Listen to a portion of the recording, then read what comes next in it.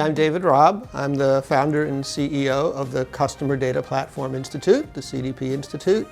The Institute exists to help marketers do a better job of managing and using their customer data. It's founded several years back, and we focus primarily, of course, on customer data platform software, which is one of the classes of system that manages customer data.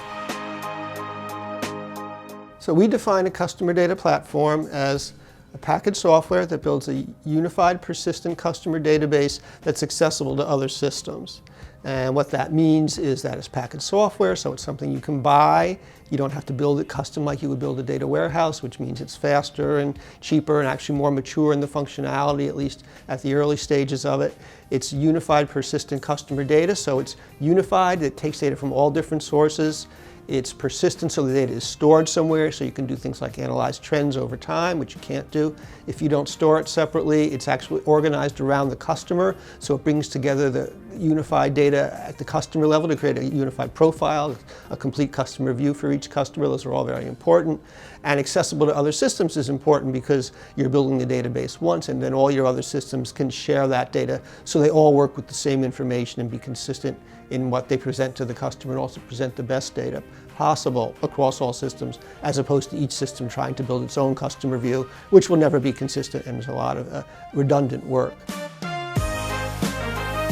I think it's important to recognize that we call it a customer data platform.